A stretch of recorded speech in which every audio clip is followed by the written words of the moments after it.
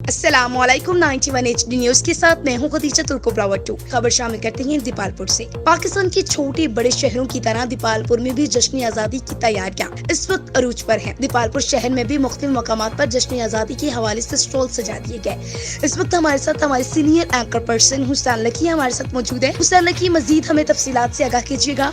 दीपालपुर के शहरी 14 अगस्त के हवाले से किस हद तक तैयारी कर रहे हैं? मुल्क भर की तरह दीपालपुर में भी 14 अगस्त के हवाले से बात की जाए तो 14 अगस्त के हवाले से जो है बड़े बड़े स्टॉल लगे हुए हैं। जोश और फरोश के साथ जो है लोग जो शहरी हैं वो तैयारियां कर रहे हैं। तो कुछ शहरी हमारे साथ मौजूद हैं, इस हवाले से हम उनसे बात भी करेंगे कि किस जोश और फरोश के साथ वो अपनी तैयारियां कर रहे हैं, किस खुशी के साथ आप 14 अगस्त की तैयारी कर रहे हैं। बिल्कुल, 14 अगस्त एक नाम ही खुशी का है। पाकिस्तान आज़ाद हुआ था, इतनी कुर्बानियों के बावजूद हमें इतना प्यारा मुल्क हासिल हुआ। तो 14 अगस्त करीब आते ही एक्साइटेडपन बढ़ जाता है, जोशो खरोश बढ़ जाता है और ईद जैसा समा होता है हमारे यहाँ।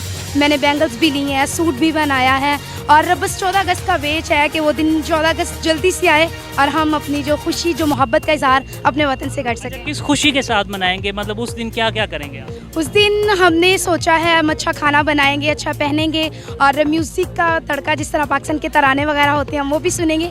बस उस दिन का इंतज़ार है, वो दिन 14 अगस्त आए और हम अपने प्यारे से वतन से मोहब्बत का इजहार करें। के लिए बहुत इज्जत, मकाम और वक़ार का दिन है और ये जो स्टॉल्स लगे हुए हैं इन पे हम 14 अगस्त की खुशियों को सेलिब्रेट करने के लिए ही आए हैं। यहाँ से सामान लेकर जाएंगे, झंडे, झंडियाँ, बैजेस, ये सारी चीज़ें। लेकिन मैं यहाँ एक बात करना चाहता हूँ कि ये आज़ादी जो है हमें ये प्लेट में रख कर नहीं मिली थी।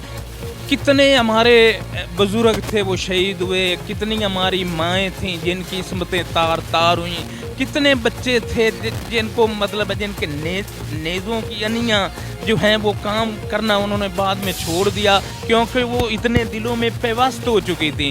हमें 14 अगस्त की खुशियाँ मनानी चाहिए, लेकिन साथ साथ हमें उन लोगों को भी याद रखना है जिनकी वजह से अल्लाह ताला ने हमें आज़ादी जैसी अजीम नेमत से नवाजा। और मैं ये कहता हूँ कि उनको हर हाल में हमें याद रखना है जिनकी रूहें चीख चीख कर हमसे कह रही हैं कि खून शामिल है हमारा भी तज़ीने गुलिस्तां में, हमें भी याद कर लेना जब चमन में बहार आए। न्यूज़ हुसैन दीपालपुर। जी हाँ नाज़रीन, आपने देखा हमारे सीनियर एंकर पर्सन हुसैन हमें दीपालपुर से आगाह कर रही थी। 14 अगस्त के हवाले से लोगों की तैयारियां अरूज पर हैं। बहुत शुक्रिया हुसैन हमें अपडेट करने के लिए।